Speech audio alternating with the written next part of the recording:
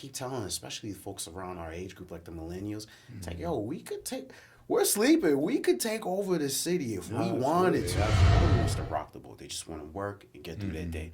So when we're not paying attention, it becomes the norm to just make decisions with our money. They're the ones that are usually well off. They're the ones that are usually with the mindset that the people downtown are not bringing any value to the city and they have to be displaced. Scoop with Ferns, episode 5. We got Marvin. Bro, welcome to the show, man. I appreciate you, man. Oh, shit. Yo, we live? Yeah, we live, baby. Yo, we live, yo.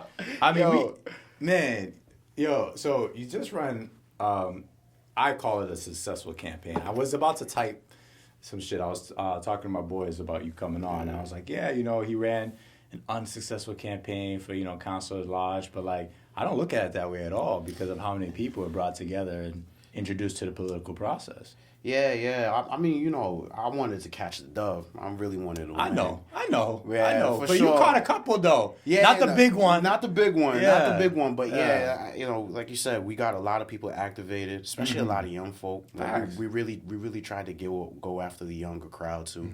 And then our ideas are like on the menu. Like everybody's talking about them. Yep. I think we really got a lot of people who are elected to think differently about how they approach city politics. So I'm excited to work with them and see how it goes. Hopefully we can make some beautiful things happen. Hell yeah, I believe it. Because like you said, man, you can see it's palpable that they listened.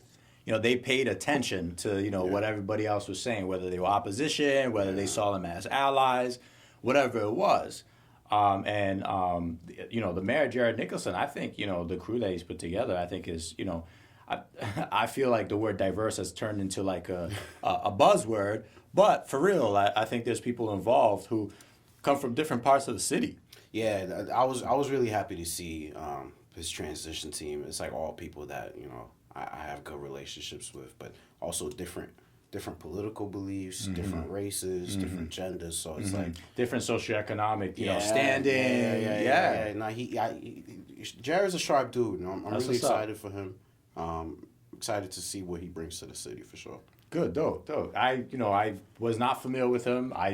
Be honest, I didn't vote for him because I think you saw.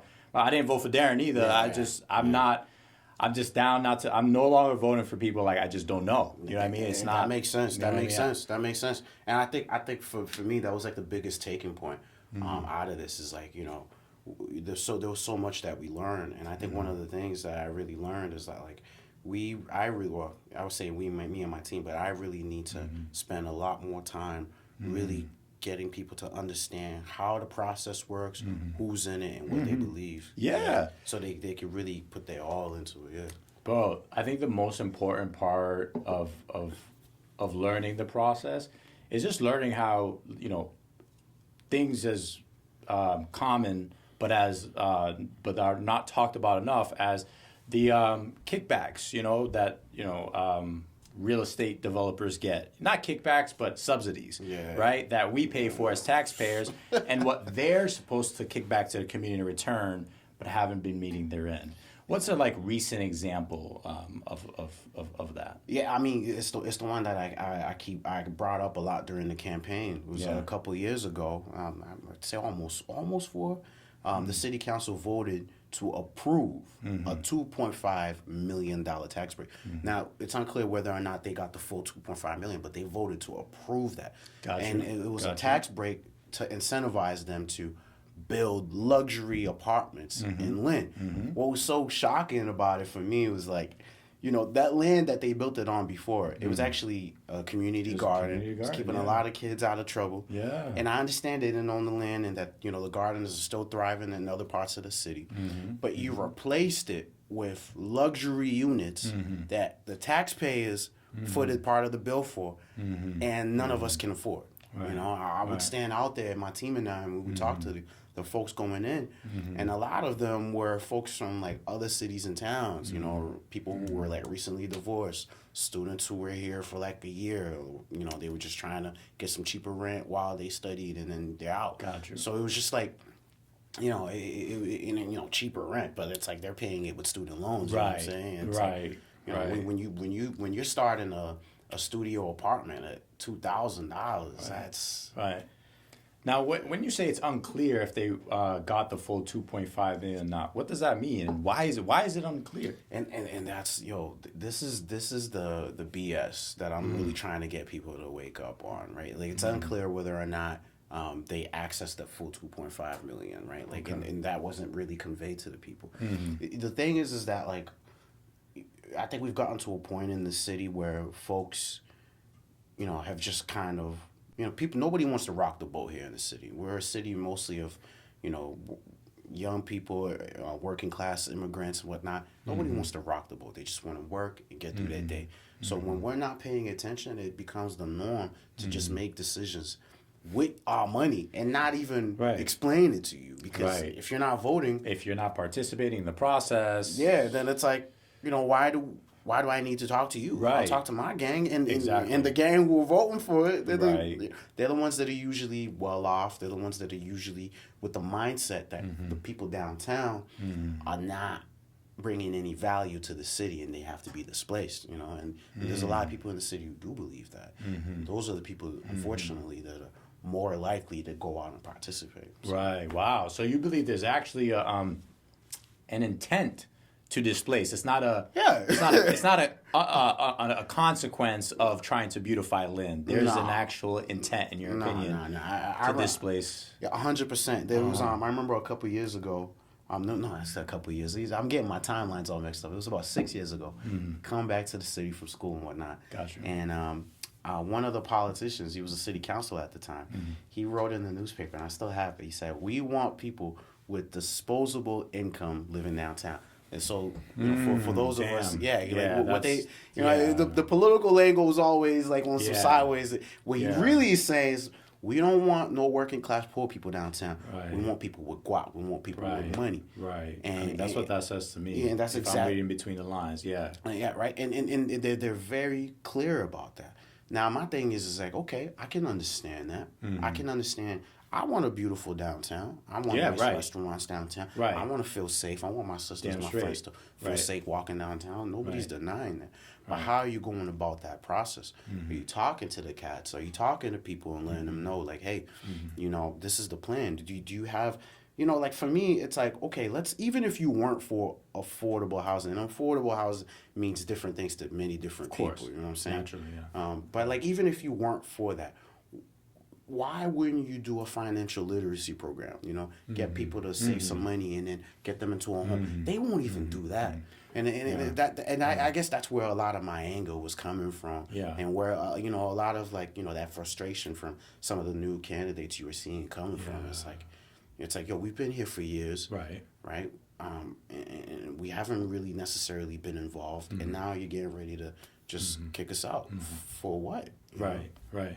So then, okay, no, I'm with you on all those points, like legit. If you're gonna put it that way, we want people with disposable income. I mean, is a single mom gonna have disposable income? You know what I'm saying? Is someone working 3 jobs? Are they working 3 jobs for fun? That probably means they don't have disposable income, right? So that tells me, yes, absolutely, they're intentionally being left behind. But my gripe is with that portion of the community. And you spoke to a little bit, they are working jobs, they are raising children, but as much as we try to activate them, a lot of them aren't participating enough in the process. Yeah. So, what are your thoughts on that? What have your efforts been first, in getting more of them activated, and what have you seen has been the reason for the resistance, if any? I mean, I've been at it for a little while. My team and I, we've increased the voting percentage in the downtown area. I think it was somewhere up to like 300%, which sounds cool on paper, but like because it was so low, it just means like. But bro, it's still it's work, bro. Yeah, it's work, right? 75 to an extra 100 people, whatever. But it's just you gotta start somewhere. Yeah, it just takes that much work, and really what it is that it takes time to build that trust. There are people, because I ran for office 4 times, there are people that I knocked on their doors the first 2 times, and they told me straight up, like, I didn't trust you. You came up to my door, I didn't know what you were about. You were wearing a suit and whatever. I didn't know if I could trust you. It's like, I seen you coming back here. I see what you're about. I know I could trust you. So the part of it is that trust. And then that consistency, too. That consistency. And then, the other part is just like, when has government ever worked for people, Yeah. There are people who vote for, that I ran into this older brother. He's like, Marvin, I've been voting for you, and you still not getting in. It's kind of like, why, what's the point? What's the point? I do it on the federal level, it don't work. I do it here, it don't work. Right. So, part of it is like on me, like as the candidate, to really find a way to like really touch the people. And I think I learned a lot of lessons this round too. Okay. A lot of things that I'm going to continue to build on. I think throwing events and parties is like a really good way, and like playing ball, like trying to build more of that community. Yes. Yes. But also it's just that voter education and that consistency. Right. Yeah. And no, seriously, kudos to you on organizing the events, because, I know it must have been especially tough during a pandemic, but it's important for people to get together, especially during this and after the first few waves of the pandemic, where people are missing that human connection, And even before the pandemic, a lot of us, we have our heads down, we're going to work, we're hustling, we're trying to pay that rent, we're trying to pay that car note. And, at times we need an excuse or an opportunity to get out, reach out and touch somebody else. So I think you're on the right track, bro. You know what I mean? I think that's hugely important to cultivate community. I think that's what gets left behind or forgotten about when it comes to politics. Like, it's not just what I can do for you, but what we can do for each other. That's what I feel like. And that's huge. That's huge, because it's like, you see. There was one brother who won, like he topped the ticket. It's amazing to watch. The dude didn't knock any doors, didn't throw any events or whatnot. But the people who did vote for him, especially a lot of the older folks, they remember him from back in the day. They remember the times they had, the community that they had, and that's what stuck with them all throughout the years. It didn't matter that he's not necessarily present or that he's really not doing much, but it's the fact, and so that goes a long way. Yeah, I think that was like, so for any aspiring politicians out there, especially on the local level, take a lesson out of my page. Right. I think cultivate that community as much as you can. Right. And you might just be able to walk your dog into office. Like, Right. You know what I'm saying? go for that homecoming king or queen. You know what I'm saying? Like, class clown, whatever. Right? It's about you got to stack your chips from early on. Early on. Get ingrained. Politics is a tough field. But like we were talking about, I think we consistently change the conversation. We bring up topics that people aren't really talking about. Like, so many people like I met, even like friends of my opponents would come up to me and be like, yo, like, listen, she's my homie, or that's my homeboy, I'm gonna vote for them. But what you said, and it was like, so it's like, I just gotta keep at it. I'm like I said, I'm looking forward to seeing if we can get some of the things that we were advocating for to happen, because I think that would really change the city. What's top of the list? I'm pretty sure I can guess, but housing's definitely number one for me, right? But aside from housing, one of the things that we really push for, and it wasn't too sexy of an idea, but it's just like what it can do for the city, is it's something called constituent services. That's right. So it's like, when you call, first of all, most people, 80% of the city don't vote, so they don't even know who their counselor is, right? You're paying this person for a service, and it's like, even if you did need help and you called one of them, I mean, we're a city of 100,000 plus people. It's very unlikely that they're gonna be able to answer all your phone calls or have the manpower or the skills necessary to help everybody. So. What I want to do is get each and every single one of the council staff. You look at other cities around our size, like Cambridge and other places, they have, each councilor at least has a liaison or a staff person or an office where, like, this person, hey, if you need help, if I'm the Ward 5 councilor, you're going to get evicted and you need help, you should call, Amanda, my staff person. You should call so-and-so. Make it more organized. And then also it's the fact that, like, like that $2.5 million vote, I bet you if most people understood or knew that it was going on, they would have called and said, "Hey, I don't want my money to go towards that." But it's the fact that people don't know, and it shouldn't be incumbent on me or my mom who's working 2 jobs busting her ass. No, it should be incumbent on the city. It should be incumbent on the person who was elected to inform the public. So with having staff positions to help answer phone calls, help with like cases like immigration, housing, social security, whatever it is, and doing the outreach, you make it more likely that people will participate. You know what I mean?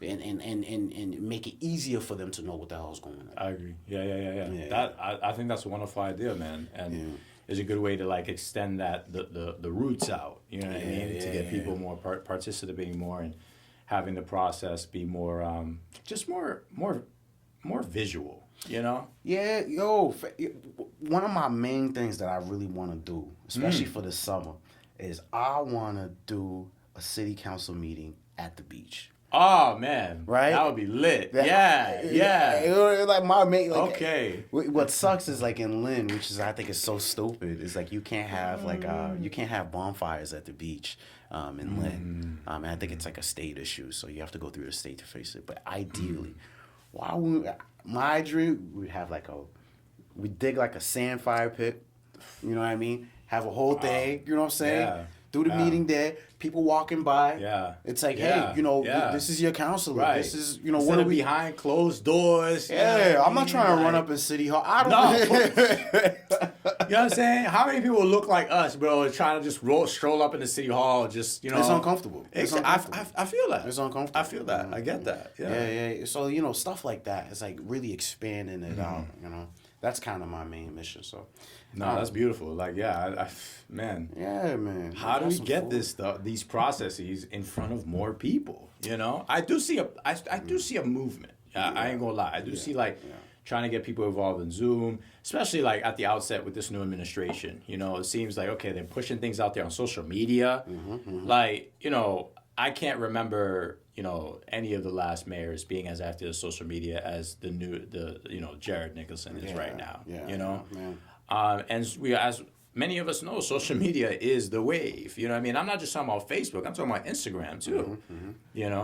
So I appreciate that, and I appreciate people like you who like get out there and post things. Like when you started posting those videos, and I was like, oh, great, dude, this is perfect. You know what I'm saying? This is amazing, and because it resonates with people. So it showed that like you're listening and you're trying to put it in that format, that medium that can get out there. Yeah, and that's something I'm gonna continue doing during, cause that's the other thing. There's no off season with this thing. That's so, right. I gotta keep the foot on the gas, so I'm gonna keep doing that. Me and a couple of homies, we're gonna have a little show at Lynn Community Television with concerned citizens.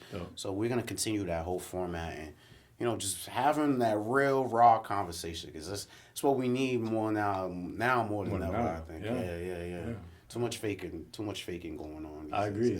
I agree. Like, let's get down to brass tacks, like real change. You know what I mean? Not just saying things and not living up to them. You know? 100. And that's why I stand by. I cannot vote for someone I don't know because I can't trust them. And that's 100. Especially in a city. We're a big city, but also not like a super big city. So you can get that face to face time with your elected. So I 100% understand that. What advice do you have to someone, who's they want to get more involved in the political process, but they just, they're hesitant for, they're too young or they're not connected, they don't know anybody. Like, what's the first thing they can do?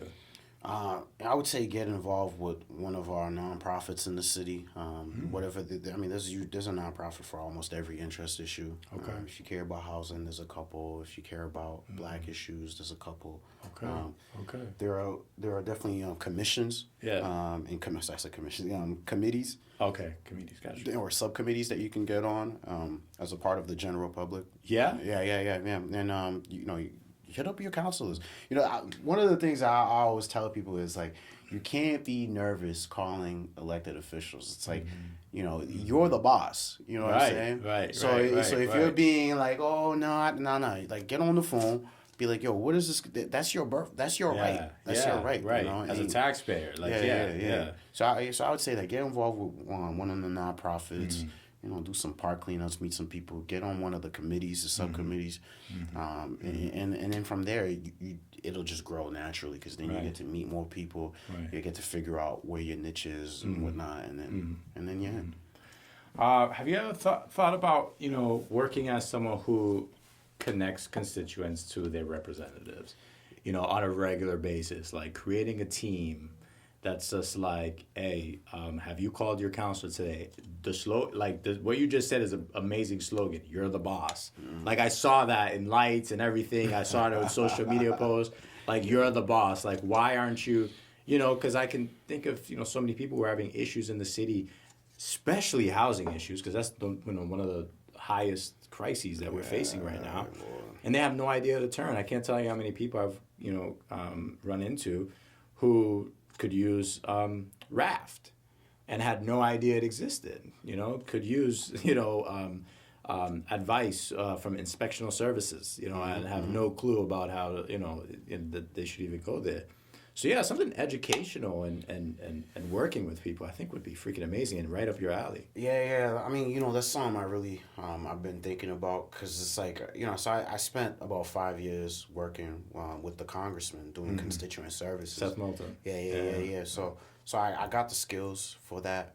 It's a lot of hard work, but you know, it's something that a lot of people in my circle have been kind of nudging me to do. You know, my idea is to have a program like that hosted in City Hall. But there's a lot of cats that I know that are like, screw them. Let's do it on our own. Okay. So I'm talking to people right now, but that's in the works, you know. So I mean, something like that's got to be controversial, right? Because I mean, you'd essentially be making their jobs more difficult because then they'd be getting more calls. But that's where the direction that we need to be headed. Because there has to be some give and take. There has to be some give and take. Like, it's so crazy to me, man, that like, you know, and this, it's not just Lynn, because this happens in Brockton, Spring, anywhere in the Commonwealth. Most cities in America our size. Like, it's so crazy to me that like we elect people that have no idea we exist. Don't have no care for us. And we entrust these people to negotiate on our behalf. It's just so shocking to me. So you know, it's funny you say that. You know, we elect, and the case is 20% of us elect. You know, and those 20% probably are calling. You know what I mean? They're probably getting that FaceTime. Meanwhile, the other 80% is wondering why they're getting screwed, and they're not in the conversation, even in the conversation. Yeah, man. And it's like you can't blame people. You know, I definitely try not to.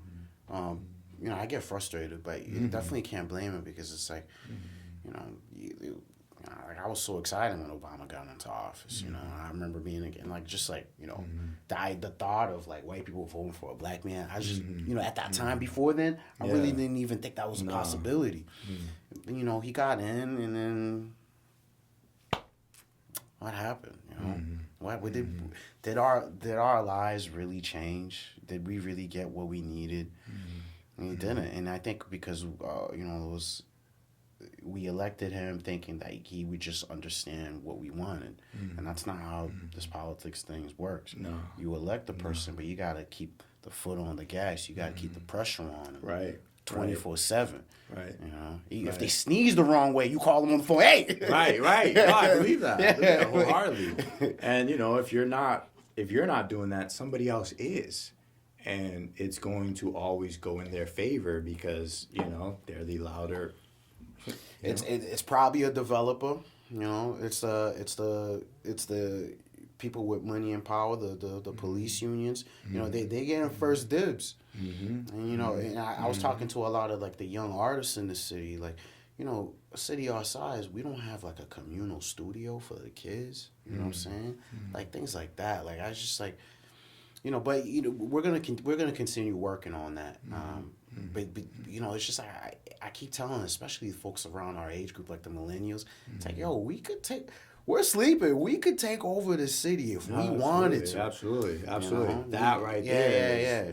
Yeah. It's just getting people to understand, like, you know, how they fit into it. You know, because I when I talk to people at the doors, I try to not talk about like politics or anything like that.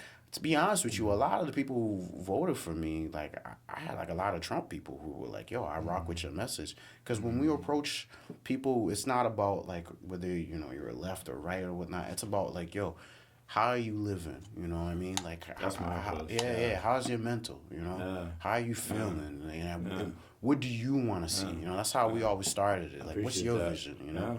And so we're gonna keep at that.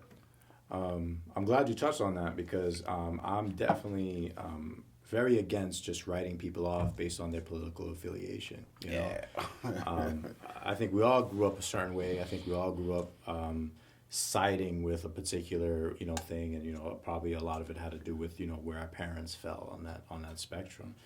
But these days, I believe just picking and sticking with a side, just continues to divide. If we're gonna work towards getting something that's more harmonious, we got to be willing to talk to people with views different than ours. So you're saying like you got a lot of Trump people and things like that. It's just like, but you weren't focusing on your differences. You're focusing on what you guys had in common. 100%. It was like I worked for like a federal Democrat for a couple of years. You know what I mean? He was real cool, like because he would at least like try to be bipartisan and whatnot. But like just being around those circles, it was like one of the things I understood is there was this stereotype that the other side, the opposition, is stupid. They're dumber, whatever. And then vice versa. Yeah. You know what I'm saying? And it's like who's always winning? It's the people really pulling the strings. It's the Raytheons of the world, the companies that make $1 trillion off of bloodshed in Afghanistan. They're laughing to the bank, right? And meanwhile, we're over here fighting over scraps and and sports teams. Yeah, this culture war would BS, man. I just wish we would like get out of it. Like this whole Kyle Rittenhouse thing that just happened, man. Like that whole situation was so tragic, right? Unfortunate as hell. But like. And it's tough to say. Like when you look at the facts of the case, legally it was self-defense. I agree with you, but I tend to leave out the legally because that's given, given by the verdict and given by the law. I think a lot of people will use that. Who oppose the verdict, they'll use that as kind of a crutch to say, well, the law needs to change. I like to say that he acted in a way that any human would, in defending himself. Did he put himself in a precarious situation? Yeah, but that's where my beef was at. Could be said that everybody there did. You're at a protest, and some people are looting. I know a lot of people are peacefully protesting. Majority of the people. Yes. Yeah. But there is shenanigans going on. Yeah. And he was there specifically, by his admission, to try and help prevent some of those shenanigans. And, I have my opinions on, his reasons for being there. But at the end of the day, I think that all that matters is, as you said, the facts show that he was running away from his attackers. He gave them every opportunity to. Yeah, and the media did us a disservice here because they always do. And that I can't. They did us a service. And I think that's kind of where I'm at. It's like this. What's so funny too. Not to get on some conspiracy shit, but that whole situation was tragic. And like honestly, I do hope that the families of the folks who. Were killed. Who died, yeah. Yeah, I hope, they find some healing because it's just horrific, Right. No matter what side you're on, there's no winners. Yeah, this was just so messed up. There's no winners. But the media wasn't entirely truthful, right? Like, they kept saying this line. It was like, he ran across state lines. He was a mile from the state lines and he had a job. And, had I not looked into that, I would have just ran with that too. And it just feels like, they're just trying to stir the pot so much to get our emotions riled up. And when I say us, I'm mostly thinking about black folks because it's like, I'm just tired of us constantly having to deal with like the BS that they stir up and then having the emotional baggage fall on us. You know what I'm saying? He didn't shoot black folks. He didn't shoot a single black person, and not that. Yeah. Not diminishing that, but it's just like, right. You know, where my focus is at. It's like, you know, especially with our people. You know, I had to really look at the facts of that case. But you know, aside from that, what it really did was show me, like, it really confirmed to me what I always suspected, that, you know, there is some nefarious intent by the media to continue to divide us. Because, Absolutely. you know, while this is going on, you know, the other trial is going on, nobody's talking about. Ahmaud, what's his last name? Aubrey. Right? Aubrey, yes. That Ahmaud nobody's talking. Right. And the Jeffrey Epstein case. Well, that starts next week. Yeah, but you know, and it's Ghislaine Maxwell. It's Ghislaine Maxwell. Yeah, it's Ghislaine Maxwell. But like, I know. There's clearly heat being taken off other things, and there's definitely pointing people in different directions. You know, and it seems to me.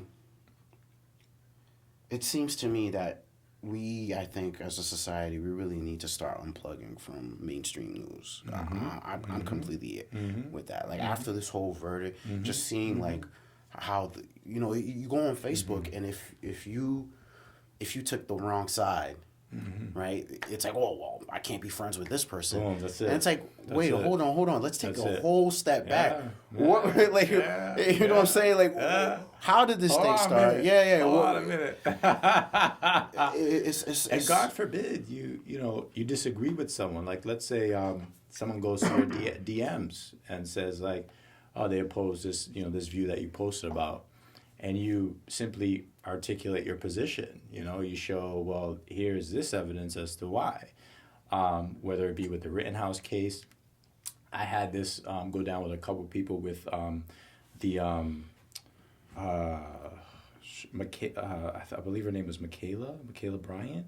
She was a girl of color who hung herself in a town in Massachusetts, and there was a conspiracy that she was lynched.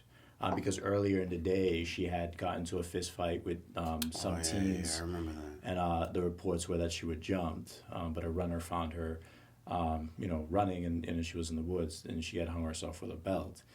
And very tragic, incredibly sad. And, the first I heard of it were, people I looked at as allies, you know what I mean? Like, they weren't all black, but they're trying to do the right thing and be allies to black people. It's like, oh, a lynching happened in Massachusetts, we can't have that. But soon as I started looking into the details, it was obvious to me that this was anything but. And as, I looked into it further, it became even more grim and more tragic, because it turns out that at the time that she hung herself, there was domestic issues going on, domestic violence issues going on in the household. Wow. And so, like, in my opinion, right, we failed this girl so badly at justice because we overshot. Like, a lot of times when prosecutors will overshoot and then come up empty-handed because they over-prosecuted. Well, in this case, what I believe is the real reason this girl took her life, or what played a major role, is completely swept under the rug. And just me saying that ends relationships. Just me saying that. And say, hey, we need to take a serious look at this, because I looked into what you asked me to look into. I did. Truly. And what I found was not only disturbing, but it conflicts what you initially showed me. And I have a duty to report this. And I think that's kind of where I'm at right now. It's like, how do we find a way as a society to have these difficult conversations? Because the news won't let you do it. They give you 5 seconds of sound bites, and then get you riled up. So then when I'm knocking doors in my own city, and I'm knocking a white person's door, I'm a little bit nervous, expecting them to automatically be on some racist ish, and then they probably expecting me to be, It's got everybody on the defensive. Everybody on the defensive. Everybody on the defensive. And really what it is like, one thing that I'm so concerned about is like getting everybody to comply. But comply with what, What are we complying towards? I guess is my question, is my fear, for us as a society, you know? Because so much of like what we're seeing right now is coercion and bullying. Yeah. And we really need to take a hard look at who benefits from this coercion and bullying, right? It's not you and I. It's not the person across the aisle from us who disagrees. It's the people making bank who benefits from this dysfunction. Who benefits from having black people traumatized by seeing their bodies being shot on TV all the time? Like who benefits from that? Who benefits from keeping white people in fear of black and brown folks? Who benefits from that? Right. So I don't know. Yeah. You know, the corporations, you know, when more people go out and buy guns, and, you know, I'm a big proponent of the Second Amendment. I think everybody should own a gun. But, you know, when unrest like this goes down, you know, when they say, like, oh, they're coming for your guns, when they say, oh, you better have guns, you know, there's a picture flying around all over the internet now of a father and daughter duo, black, walking with guns in Kenosha, basically acting as bodyguards to protesters who are protesting against the Kyle Rittenhouse verdict. And it's just like, in my mind, I'm like, that is their right. But also, I'm thinking, what is the agenda? You know, I'm thinking it says, okay, we need more black people out here with guns. At this protest. Which I agree with. Overall, I agree with that statement wholeheartedly. I believe we need everybody with a gun. But at the same time, it's like the circumstances. We're calling people to arms versus calling for people to be armed and ready. You know, I believe that's the distinction. We have a message out right now that's saying, get your guns and get on the streets. And we've literally just seen the results of that. You know, during unrest, where people are liable to act as a mob versus as an individual and say, hey, maybe I shouldn't attack this person, but I've got a gun. Did you know that one of his assailants had a gun? I actually and pointed at him? Oh, no, yeah. The one who had his arm blown off. Yeah. He pointed a gun at Kyle's head, but that's never talked about. Yeah, the news, again, the media kept that part silent because, again, like you were saying, it doesn't fit the narrative. There's a narrative, there's an agenda, there's some real nefarious ish going on. But, you know, back to the black gun ownership, it's like one of the things that I always found interesting is, I think it was when Reagan was the governor of California, right? One of the main reasons why we have, like, more restricted gun rights is because the Black Panthers were exercising their Second Amendment rights. I haven't looked into that, but I remember that. They were exercising their Second Amendment rights. Right. And the white folks got too scared. Uncomfortable. Uncomfortable. And this is kind of where I'm getting. The white folks got real uncomfortable. So what they did was they went along with suppressing gun rights, thinking that they will only suppress gun rights for black folks, not understanding that if you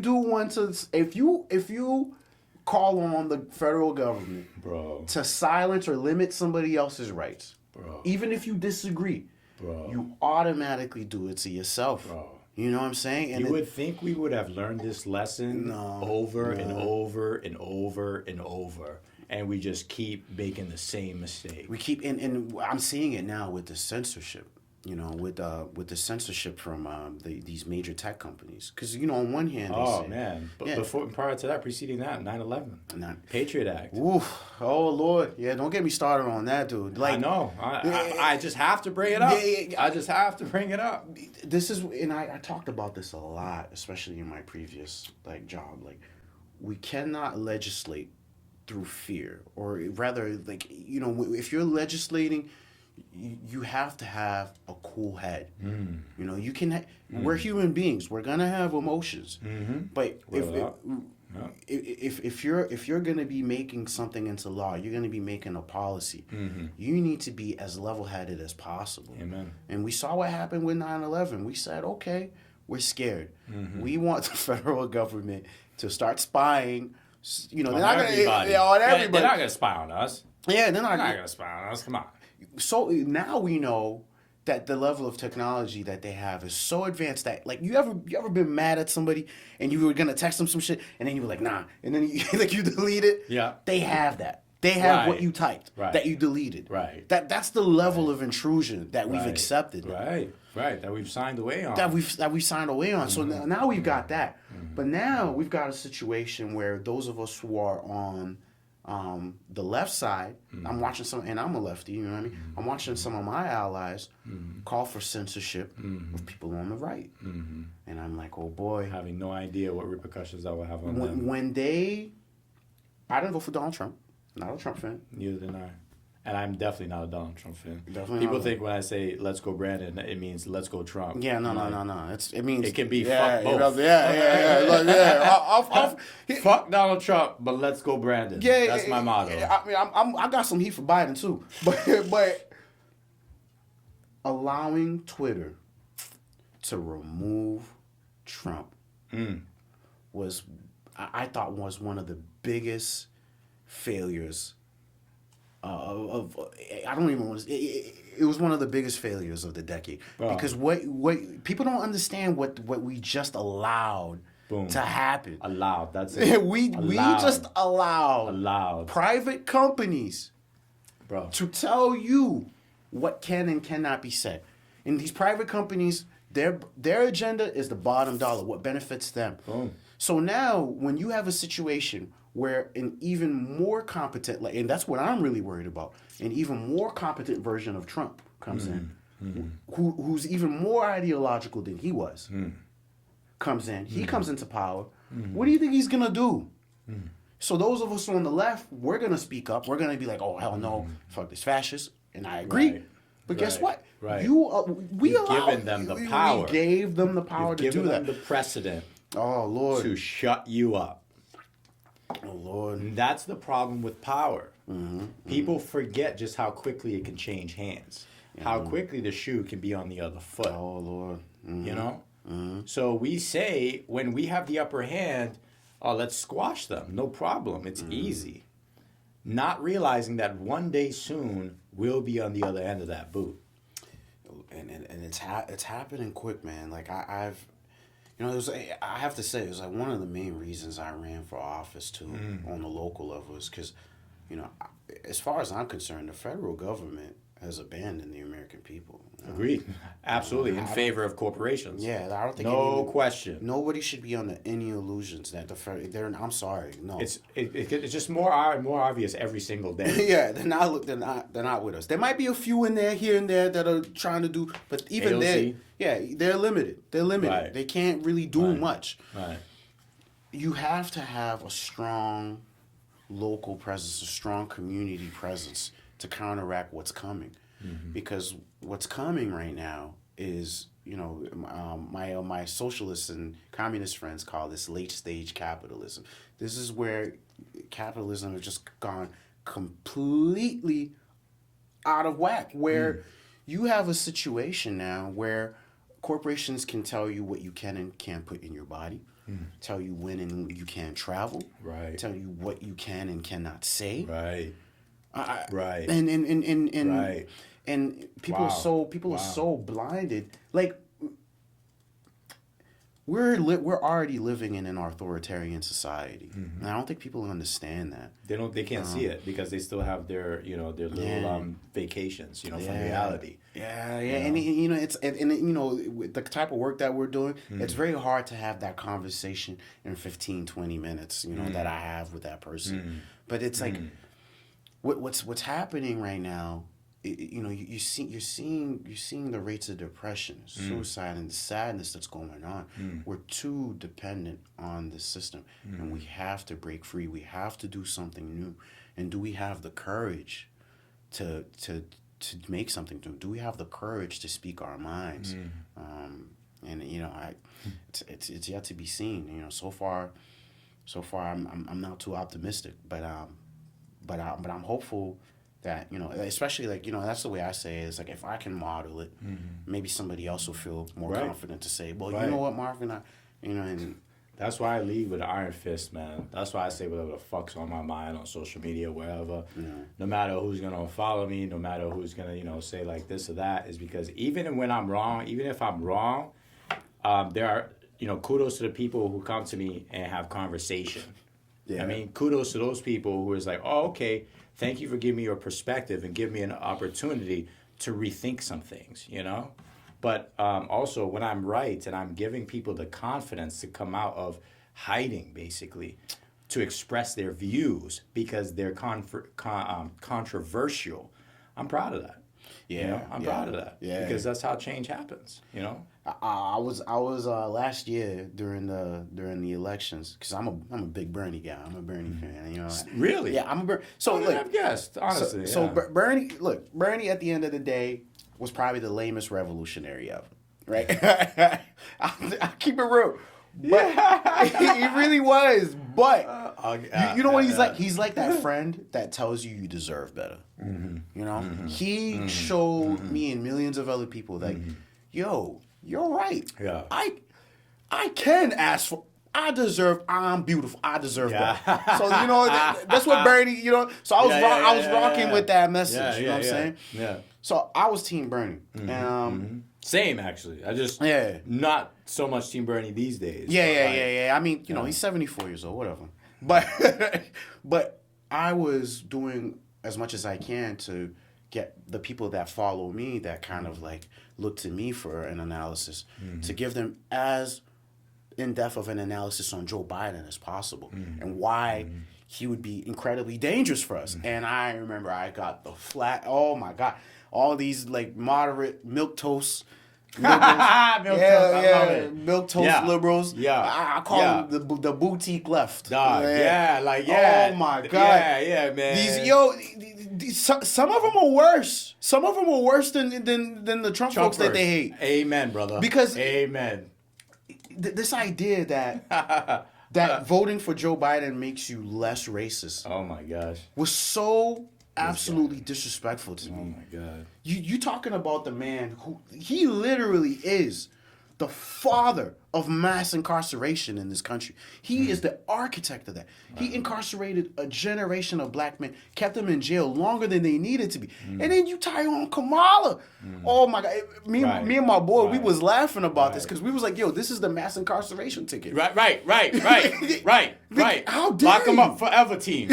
Yo, how dare you? But don't you dare talk shit about them, because one, it's Uncle Joe, and two, it's Kamala, who's a woman, and a black woman at that. So if you're against them, you're sexist and racist. And it was just so I was doing my best to mad disrespectful. It was so disrespectful. I was so upset. Just throw out the opinions of intelligent people because, oh my God, wait, how are you black and you're not for Kamala? I don't get it. How are you not for Joe Biden? He was Barack Obama's vice president. Yeah, and that was the thing. It's I'm sorry that my choices go beyond color of skin and who they're associated with. There's a black woman. She's a Pan-Africanist that I follow on YouTube. She has a TV show, African Esquire. It's beautiful. But she coined. She said this. She was like, black folks voting for Joe Biden showed a lack of political maturity. I agree. And it kind of stung. Because it's like, because you never. I voted for Joe Biden. It kind of stung, but like I really thought about it, and I was like, how is she wrong? Because people told me, well, Marvin, you have to vote for Joe Biden because he'll get the kids out of the cages. I was sympathetic to that. Okay, all right. Marvin, you have to vote for Joe Biden because he's going to cancel student debt at least. Okay, I was sympathetic to that. He's going to do all these. He hasn't done any of those things. If anything, he's reversed those things. He spent Black History Month deporting Haitians, sometimes to the wrong islands. Like seriously, like, and then they would have the nerve to come to me and tell me that I am doing a disservice to my community by trying to someone who's doing things that are not aligned with our values and directly harming us. It was just so shocking to me, dude. But It's the most perplexing and honestly discouraging thing I've ever faced in my life. One of them. Yeah. One of them. Yeah. Something else is, a little more personal, but like that, it's like seeing right before your eyes that these people are so harmful and so dangerous, and yet they have so many people fooled. Yeah. And they're causing such a divide, not only between the right and the left, but between friends and family members. Yeah, Lord. Oh my God. Like, yeah. And that's the thing I keep just coming back to is like who's winning, because you look at Nancy Pelosi and Mitch McConnell, highest ranking Democrat, highest ranking Republican. What do they do? They're both worth over 150 mil. Right. How can they relate to any of us? Right. You know what I'm saying? Right. People in this country have a tendency to attach themselves to their political figures. And it's like, okay, I may have voted for Obama, but I'm not going to defend him if he's spending my money droning half the world. Amen, I can't defend that. Amen, brother. I have to call that out. Amen, brother. You know what I'm saying? And vice versa too. Continuing the spying from the Bush administration that he said he was going to stop. Ed Snowden said himself that he thought things were going to change with Obama, and they continued. Right. He was cool. He could cool sing. To this day, he's cool as shit.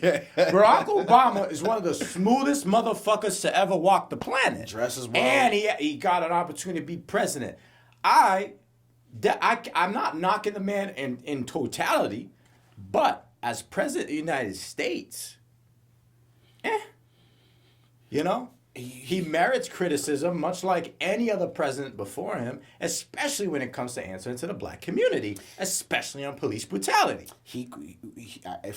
Correct me if I'm wrong, but I remember him calling protesters thugs. This was I can't speak to that. I do remember this. This was actually during the Missouri town. Oh my God, there's so many of them now, right? Unfortunately. Yeah, you're right. Oh goodness, why am I forgetting the name? But yeah, anyway, his responses at first to the cries of black folks fighting police brutality was that of like a moderate Republican. He wasn't vying for votes. He was vying for re-election. Yeah. That first term was so disappointing, especially when it came to police brutality, because it became painfully obvious that he couldn't come down too hard on them lest he risked being a one-term president. Yeah. And I'm sympathetic to the fact that he's the first black president, and if he's a one-term president, that reflects poorly on us, Mm-hmm. But you know what reflects more poorly on us? Doing a poor job. He had a supermajority when he was going. Yeah, so he literally didn't need to listen to the opposition in any way. He did to an extent. Yeah. He had a supermajority, Congress and the House. However, when re-election came up, he could have lost that, and I think he did lose the supermajority. He did lose. He won the election, but lost the supermajority. So, that's what his major concern was, and it was so obvious, and that's my concern. It's just like, you're not actually fighting for the people, you're fighting for yourself. I told somebody this, and they got mad at me. I said, imagine if he fought as hard for us as Trump did for his people. Yo, bro. We'd be talking about a whole different scenario. We'd be talking about a whole different. We'd be talking about a whole different picture right now. Obama had it made because he had a supermajority, but he also had all these activists on the ground. You couldn't say anything without any sort of repercussions. So when we're talking about the leeway to actually get us health care, to shut down Guantanamo and do immigration reform and make sure that, black folks, I'm a big reparations guy. I don't know where other people stand, but like making sure that especially the African Americans in this nation are taken care of and given the chance to be made whole. Yeah. He could have done it. And again, the part of that is him, part of that is us, and I think that's that's my main objective, is to like get people to really start exercising that muscle. Because when I was working for the congressman, old white folks will call in for just about anything. And you know what I'm saying? Like, and you know what? If they call in enough numbers, guess what? They're getting a response. They're getting a response. That's right. We don't really do that. That's right. And maybe it's because we don't know. Maybe because we just don't trust it. Yeah. So it's a multitude of things. But that's where I want to get us. I want to get the brother on the street to be able to like, yo, hold on, what they voting on? No. Yeah. No, you know what I'm saying? Like Me that's and Paul were canvassing for it, right? And we're over by Neptune Boulevard, and we knock on this door, and this constituent, coincidentally named Paul, answers, and this man, I mean, he was not just willing to talk to us, he was eager, and every time we mentioned someone, he's like, "Yeah, don't worry." Someone his ward counselor is Fred Hogan. Yeah. So he's like, "Yeah, don't worry. Yeah, whenever I need something, I call." And he answers, and you know what I mean. It's just like that's the type of constituent we all need to be. Oh God, if we want to actually change things and see them reflect ourselves, we need to have that number on speed dial, like our friend Paul. Yeah, and God, because it's like. Is it going to solve everything? No. But it's going to make sure that maybe your street's paved on time. Boom. It's going to make plowed. Sure you're plowed. Going to make sure that the school that your kids go to is up to date. You know what I'm saying? Going to make sure that no landlord's not going to mess with you like that. Right. Right. There's landlords in this city that if they know the person's undocumented, they will call immigration on them if they don't get what they want. You know what I'm saying? Some effed up stuff like that. You know what I'm saying? And it's like, that's the kind of abuse that our people are taking. That I definitely, I'm hoping we can stop at the very least. So that's the fight. That's the fight that we're at, and that's why I'm trying to tell people it's like the national stuff. Like if somebody told me they didn't vote for president, I wouldn't be mad at them because I can understand. You can't get Obama on the phone. You can't get Trump on the phone. But you can get your counselor on the phone. That's right. You know what I'm saying? So, and then stop watching the news. Stop, mainstream news at least. There's tons of independent journalists out there. Yeah. I watch a show too on YouTube, Breaking Points. It's a Republican and a Democrat, progressive, and they bounce ideas off each other. I love that. Yeah, it's great. And when you talk about, they get more numbers, or they compete with CNN. Oh, you know what I'm saying? Awesome. Good for them. Yeah, they're right there. Yeah, they're right good there. for them. So and that's what a lot of mainstream news is scared about, right? Because what they call legacy media, they're scared of this. They're scared of people taking power into their own hands. That's right. And the great equalizer, is the technology, it's the internet. But we're also slow. We're also at risk of losing it. And so ban Trump from Twitter. That was great. President of Nigeria came out too, and he was like, "Nah, this ain't it," because he said he can see the writing on the wall. It doesn't take much to see that. Oh, if this can happen to him, why the hell wouldn't it happen to me? That's what happen. If they're gonna do it to the white former president of the United States, why do you think they won't do it to your black ass? That's what I'm saying. Like, who do you think you are? It's just people snapping. It's like wild to me. It's wild. Meanwhile, the Taliban got a full-on Twitter. The Taliban has a full-on Twitter. How does that? We as a society, it really is time for us to wake up, because aside from all the political BS, I think we're like really living in like an existential crisis right now, because we don't know who we are, what we are anymore. I was listening to this sociologist talk about this. It's like especially our generation with this like whole work from home kind of thing. We're making it more convenient for us to work and be productive and whatnot. But it's also becoming monotonous. It's becoming like you're just like a cog in the machine, and people are actually less happy. People are less happy right now. I mean, why is that? Like, because the thing is like, what are we working towards? Right. Where is the freedom? Are we actually free as a people? Good point, man. Good point. We've also lost that separation of church and state. You know what I'm saying? When you get in the car, you get in the shower, you get in the car to go drive to work every morning. When you come home, you're home. You know, but if you're working from home, you know, it's just like it's hard to have that divide. You know, you're always in the office, or you're always right close to the bed. You know what I'm saying? It's just like, well, the TV. It's just like, you know, and mentally, I don't know that as a society we were entirely prepared for that. We're not. The technology is advancing quicker than we can adapt to it. Agreed. You know, we're still, you know, physically, we're still those hunter-gatherers. You know, we're still I think that's evident by the fact that there are people who, you know, some new social media or something comes out, and there are people who adapt early and become rich off of it, and then there are people who just become consumers. You know, I think it's evident in that. Yeah, and what Facebook or Meta is doing now, you know, that's some, honestly, man, especially for the young kids, man, I wouldn't mess with that VR stuff. Not right now. You don't want to. I wouldn't be. I'm more concerned with AI. Oof. I'm pick your poison. Which way you want it. I'm like, bro, like what? Like, just put a stop to everything you're doing right now, and we'll be okay. Just stop it.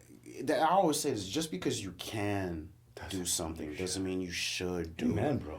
We've completely lost sight of that. No, man. This, you know, one of the things we found out during the pandemic, and you know, the media again wasn't 100% truthful about this. Was this Wuhan lab leak, right? In the beginning, this was the thing too. That, you know, this is like, I think it was Malcolm X that had that quote where it's like the media would have you. God, I forgot the exact quote. Yes, if you're not careful, the media will have you hating the wrong person. Something like that. Yeah, it was Malcolm X. Yeah. And it was like, you know, the media came out and said, well, you know, there's a new virus. It came from the Chinese folks eating bats. And I'm like, I couldn't think of a more racist, like, you know what I'm saying? I couldn't think of a more racist reason. Like, I knew I had an issue with it from jump, but it took me a little while. I'm like, yo, they're playing on prejudice. When in actuality, what we're finding out is that your government, again, because a lot of us are asleep, don't know what the hell they're doing with our money. Where the money's going, exactly. Taking your bread, moving it to China to work on viruses to find a way to make them more infectious and dangerous so that they can study it. And my man's just sitting there. For what purposes? For what purposes? For what purposes? For what purposes? Benevolent, I'm sure. You know what I mean? Like, you know, you and I both got a Haitian background. I'm looking at what happened recently, you know, with the Haitians crossing the border, and it was really tragic. You know, sure, they weren't using whips. The imagery was shocking, but that wasn't really where my concern was. Why was nobody asking why all these people are running here? Are fleeing. What are they fleeing from? What are they fleeing from? All of a sudden, because it's not like, you know, Haitians don't migrate to the United States. But why are they risking doing it that way? When was the last time you ever heard of mass migration of Haitians coming across the Mexican border? Like, the southern border? Why? What's going on? Well, I mean, we just had an assassination of their president. Who's behind that? Yes. Well, we got We still FBI have no fingerprints answers. over that. You know what I'm saying? Our government, like the things that our government does with our money, if people truly understood the scope, they would just wake up. But I think maybe not knowing is one, but I also think it's just the comfortability. You know, being in the United States. Yes. You know, you got running water. Like, things may be hard. Got a roof over your head. You got a car. You get to go out and have some drinks every now and then. You're comfortable. You're comfortable. You may not know that, you know, your government is trying to overthrow the president of Or may not want to know. Yeah, you may not want to. Because why rock the boat, you know? If your life is good, you know, and it could be better. You know, It could be better. As long as you're breathing in the United States, your life can be better. So, you know, you got that roof, you got that car, you got that job, and it's just like, do I jeopardize all that, or do I just go with the flow and try to keep climbing this motherfucker? Yeah, and that's I think that's like, for me, that's like really the next step is like, how do you get people to understand that the system as a whole is not working for anyone, right? And that we need to unplug, you know. We gotta find a way to allow them to see the future, And that's from connecting more with the past. Because history repeats itself, and it's repeating itself now. And people like myself and yourself see it. We see what's happening with the propaganda now versus the propaganda in Nazi Germany, and the camps and the separation and division now, and the separation and the camps and the division in Nazi Germany. History is moving in the direction that it's already been. And I think a lot of us are under this delusion that stuff can't ever happen, even though it's literally happening now. We have this belief that the madmen in history died in history, Genghis Khan, Attila the Hun running around chopping off heads. We think that type of mentality is gone, but it's still, during the I was looking into this. So, Hitler, in the Nazi regime, they got their inspiration from American laws. A lot of people don't know that. Right? I've learned that recently. Yeah. It was such. I was so mind blown because it was California had laws. So all throughout the 30s, 40s, and 50s in the United States, there was something called the Eugenics Society of America. Oh, shit. So this thing was the eugenics, the eugenicists, I guess, whatever they call themselves. So it was really an elite group of folks, and some of the country's greatest writers and artists and business people, they subscribe to this belief that only certain people should procreate. And obviously there were racial implications and socioeconomic implications for it. But they gained a lot of power. And so there were laws on the books. I think California had laws on the books where they would say they would sterilize blacks, Mexicans, Jews, and sexually loose women. Right? Shit. Right? This is on the books, California law. Wow. Right? And so what's so interesting is a lot of these same elites, these robber barons, actually financed what was going on in Germany with IBM going in, right? Because if Germany wins, they win. They went because it was a eugenics. There was a eugenics angle to this, and after the atrocities, thank God, they stopped. In the United States, the whole eugenics thing kind of, fell apart. Because that was no longer popular. You couldn't talk about that. The reason we got involved was because we wouldn't stand for that atrocity any longer.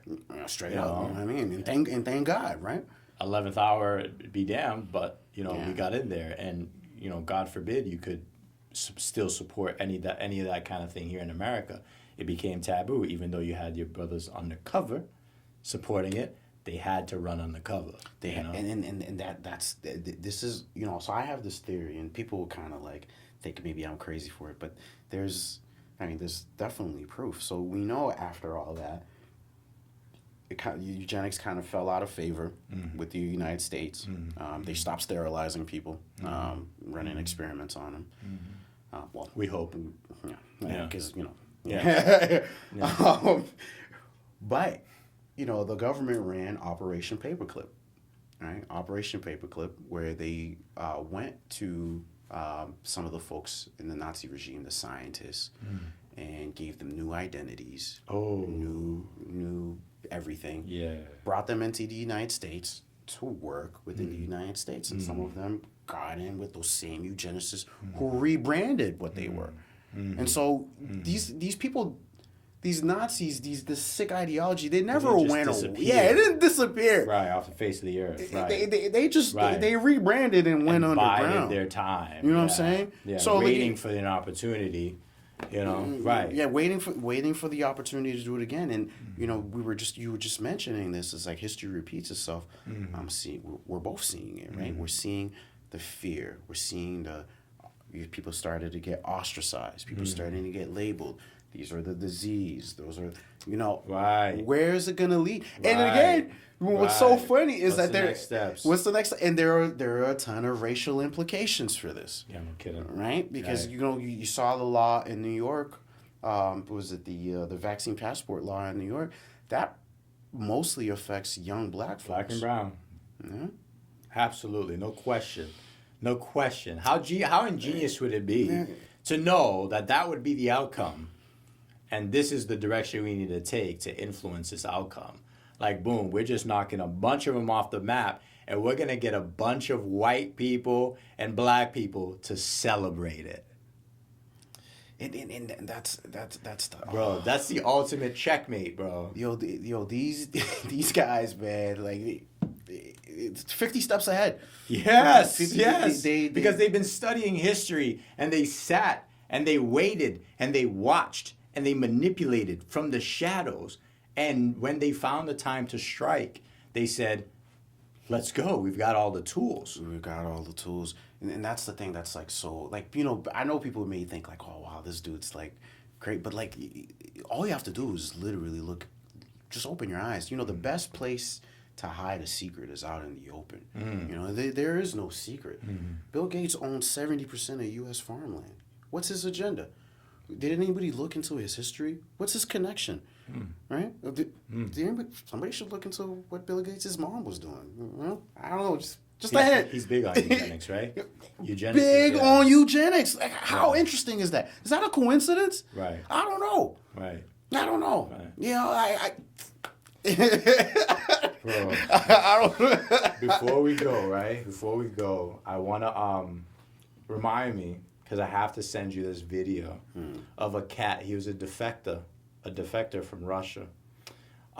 It was about 1984, 1986. He did an interview talking about Russia's agenda for the United States. He said espionage is a small percentage of what we do. We don't actually invest as much money into espionage as one might think. Only about 15% of time, money, and manpower is spent on espionage as such. The other 85% is a slow process which we call either ideological subversion or active measures, активные мероприятия in the language of the KGB, or psychological warfare.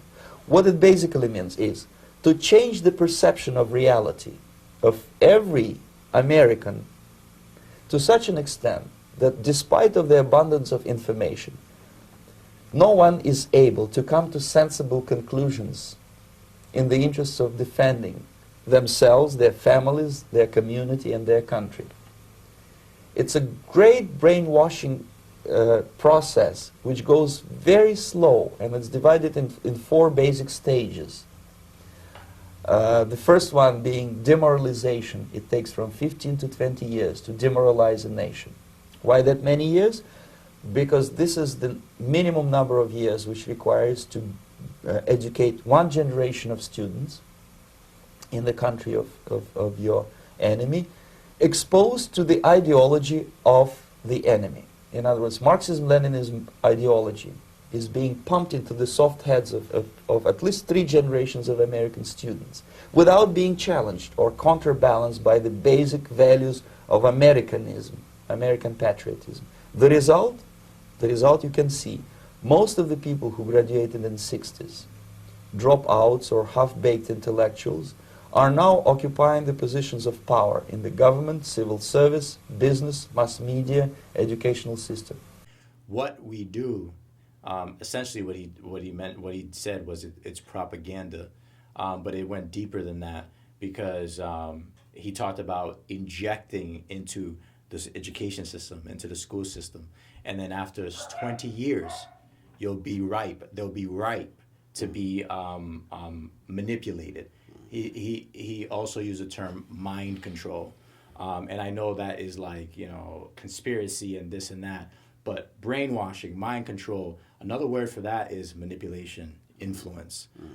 So yeah, I gotta send you that, and I'd love to hear what you think. I'm actually gonna throw it into this video so the audience can see it as well. Yeah. It's insane. Listen to this man talk, because you look at today, you look what he's predicting, and it's just like, we might as well call this motherfucker Nostradamus.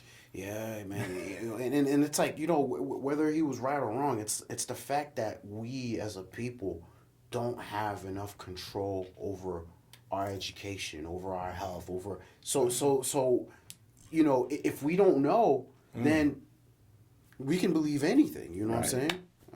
So no, I'd love to check that out. Yeah. Marvin, dog, let them know who you are, what you got going on. Yo, I'm Marven Hyppolite. I'm a Lynn dude. I've been here for a while. I'm a organizer in the city. I'm really big into civic engagement.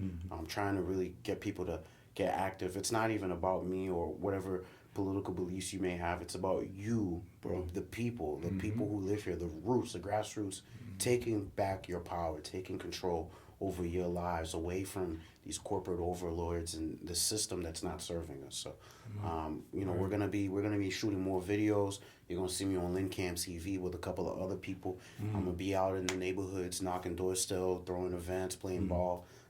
So holla at me anytime. Bro, appreciate you, man. It's always love. Yo, thank you. Good to see you.